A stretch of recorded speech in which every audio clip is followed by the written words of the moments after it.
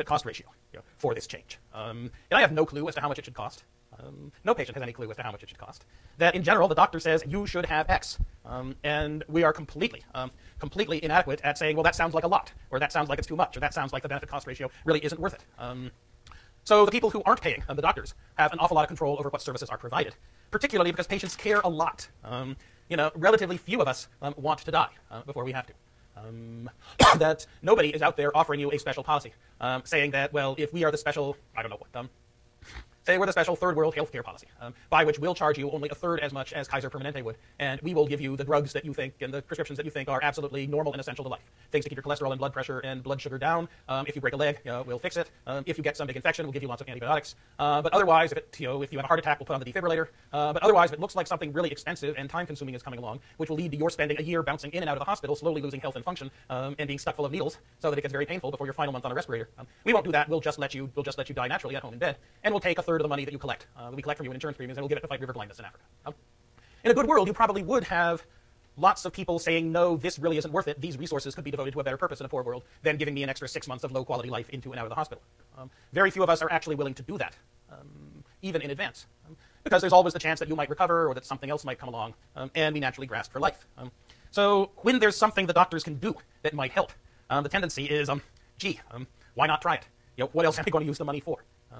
So healthcare can absorb all of your income and all of your wealth and all of the resources that you've contracted with your insurance company for relatively easy. And this is complicated by the fact that technological progress continues and is expensive. That before 1940, doctors really couldn't do much. After 1950, doctors could prescribe penicillin. Now they can do a whole bunch of other stuff. But it seems that most technological progress in medicine is focused on figuring out new ways to do things, as opposed to figuring out cheaper ways to do things. And my right-wing economist friends like to point to laser eye surgery. Anybody here ever had laser eye surgery? No, you're much too young. This group where 40 is about a third would. What you do is you take a laser and you use it to alter the shape of the lens in the eye so that the lens actually focuses again. You don't need glasses, don't need contacts. 20 years ago, it was a really expensive operation costing $15,000. And since for almost everyone, it's the insurance company would look at it and say, get glasses, get contacts. You really don't need this. On the one hand, the hassle of wearing contact lenses. On the other hand, $15,000. There's no contest. We're not going to cover this. And so insurance companies, by and large, got into the habit of not covering laser eye surgery, and they still don't.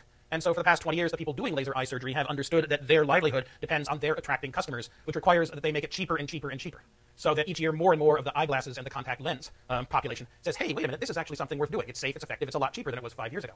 And indeed, now laser eye surgery operations are about a 20th of their cost of a generation ago, largely because doctors with incentives to figure out not how to do more, but instead how to do cheaper and more efficiently, have responded. And the hope, at least among my right-wing health economist friends, if only we could change our current healthcare system, that then you'd get a reorientation of technological change, away from doctors inventing more and more expensive things to do, to doctors figuring out ways to do what they currently do, but a lot cheaper. But knotting all this up is the role of uncompensated care.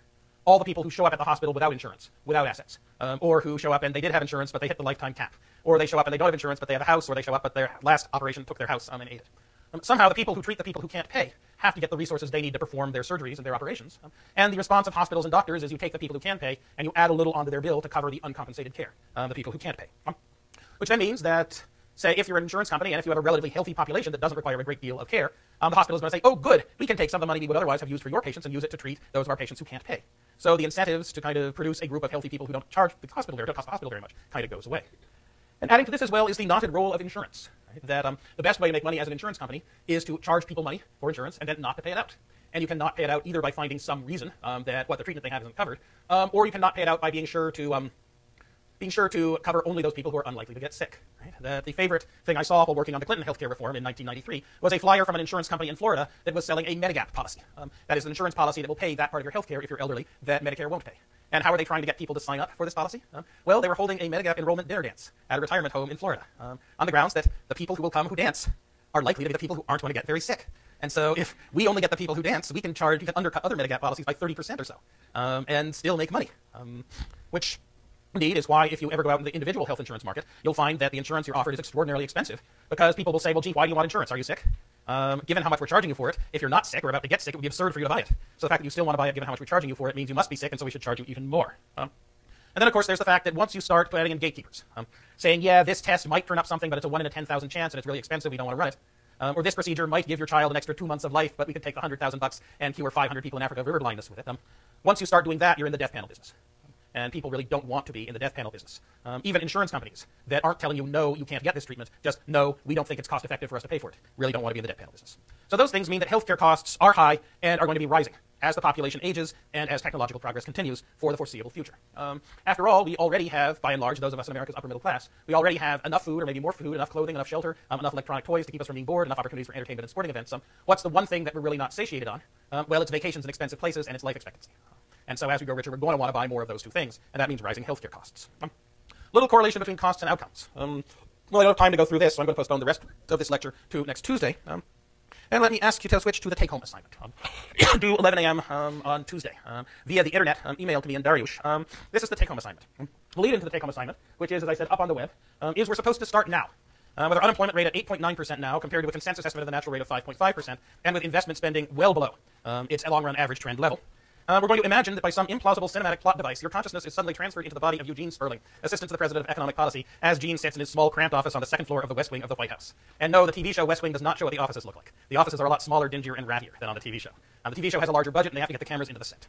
And while you're sitting there wondering about this bizarre being John Malkovich experience that's just befallen you, President Obama calls, says that Federal Reserve Chair Ben Bernanke says he's tapped out, and he asks you to write up a 2-page memo for his political staff telling them what the ideal macroeconomic fiscal policy over the next several years would be if there were no political and electoral constraints on what the government should do. And he tells you to keep it at 400 words, and he tells you that most of the audience took IAS 107 in the past, but has forgotten it all. And he also asks what will happen to the growth rate of the American economy over the next 25 years if we do not recover from the downturn, but instead, like Japan, settle into a depressed state with low investment at its current share of GDP for a generation. And he asks you outline the risks from adopting the policy you recommend, and also the risks from not adopting it. And you have staff in the next building who are willing to give you a bunch of parameter values for the growth model and for the investment savings model. But then you have your choice. And it's true, the right thing to do would be to say, President Obama, I'm not really Eugene Sperling. My consciousness, I'm someone else, I'm a Berkeley student, my consciousness has been transferred into Gene's brain by some implausible cinematic plot device, and you need to get someone else to do this for you. The problem is if you decide that, you then get hauled off to the mental hospital, and that whatever else happens, after the situation's resolved, Gene Sperling will be really pissed at not having his job anymore, which he's worked a lifetime to attain, and there's no chance he'll ever get his job back after such a psychotic break. So you decide to carry out the assignment, and you decide to carry out the assignment by yourself, without talking to anybody, because you can't risk letting it slip that you're not the real Gene Sperling. Email your answer to this take-home assignment as a PDF file, and I guarantee I'll forward the best answer to Gene Sperling and his deputy Jason Furman at the White House and see if I can pickle them and get them to respond. Include in the title of the email your name, your SID number, and the phrase IAS 107 take-home, so that I know what directory to put them. And good luck.